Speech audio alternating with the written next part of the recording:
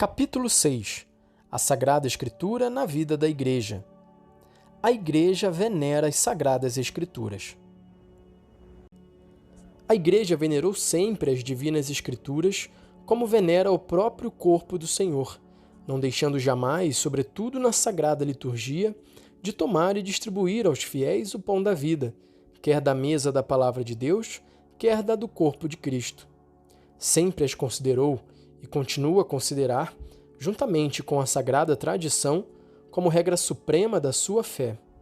Elas, com efeito, inspiradas como são por Deus e exaradas por escrito de uma vez para sempre, continuam a dar-nos imutavelmente a palavra do próprio Deus e fazem ouvir a voz do Espírito Santo através das palavras dos profetas e dos apóstolos.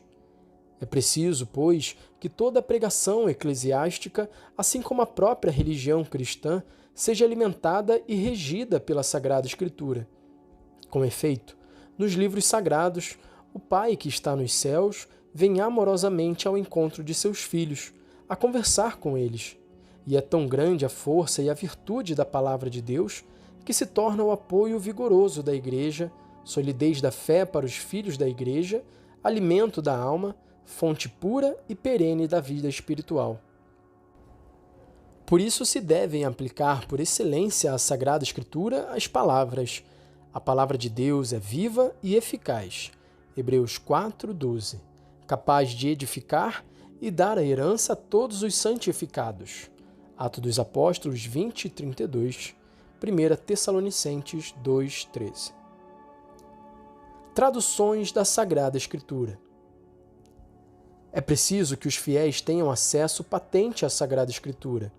Por esta razão, a Igreja logo desde os seus começos fez sua aquela tradução grega antiquíssima do Antigo Testamento, chamada dos 70, e sempre tem em grande apreço as outras traduções, quer orientais, quer latinas, sobretudo a chamada Vulgata.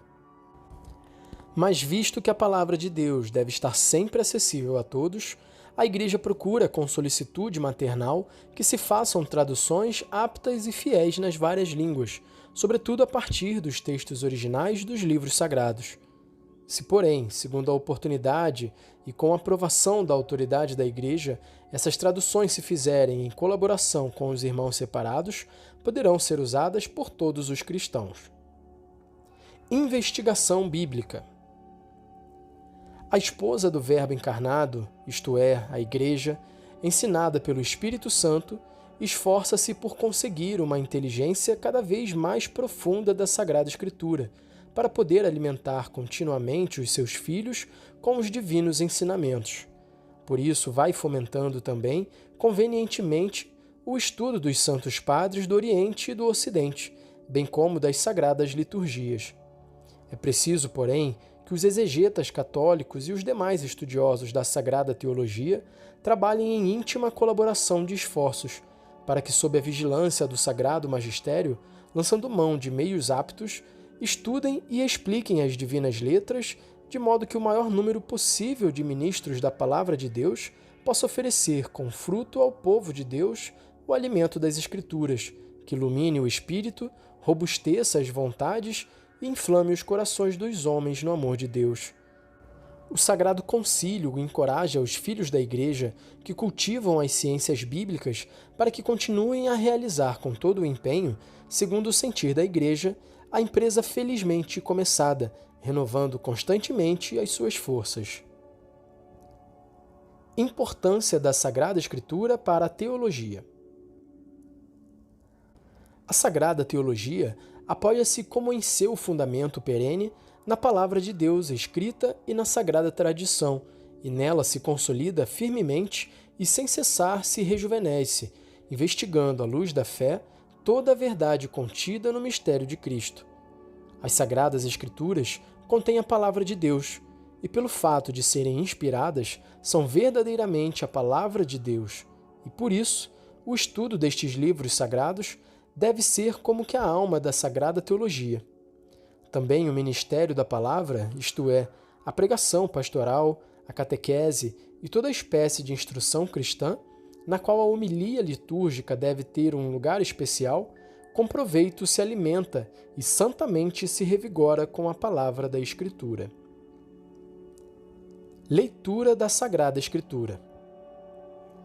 É necessário, por isso, que todos os clérigos, e sobretudo os sacerdotes de Cristo, e outros, que como os diáconos e os catequistas, se consagram legitimamente ao ministério da palavra, mantenham um contato íntimo com as Escrituras, mediante a leitura assídua e o estudo aturado, a fim de que nenhum deles se torne pregador vão e superficial da palavra de Deus, por não a ouvir de dentro, tendo, como tem, a obrigação de comunicar aos fiéis que lhes estão confiados as grandíssimas riquezas da palavra divina, sobretudo na Sagrada Liturgia.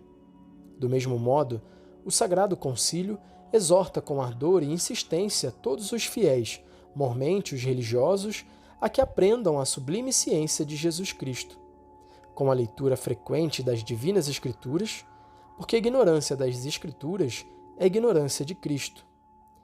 Debrucem-se, pois, gostosamente sobre o texto sagrado, quer através da Sagrada Liturgia, rica de palavras divinas, quer pela leitura espiritual, quer por outros meios que se vão espalhando tão louvavelmente por toda parte, com aprovação e estímulo dos pastores da Igreja. Lembrem-se, porém, que a leitura da Sagrada Escritura deve ser acompanhada de oração para que seja possível o diálogo entre Deus e o homem, porque a Ele falamos quando rezamos, a Ele ouvimos quando lemos os divinos oráculos. Compete aos sagrados pastores, depositários da doutrina apostólica, ensinar oportunamente os fiéis que lhes foram confiados no uso reto dos livros divinos, de modo particular no Novo Testamento e, sobretudo, dos Evangelhos. E isto por meio de traduções dos textos sagrados, que devem ser acompanhadas das explicações necessárias e verdadeiramente suficientes para que os filhos da Igreja se familiarizem de um modo seguro e útil com a Sagrada Escritura e se penetrem do seu espírito. Além disso, façam-se edições da Sagrada Escritura munidas das convenientes anotações para uso também dos não cristãos e adaptadas às suas condições.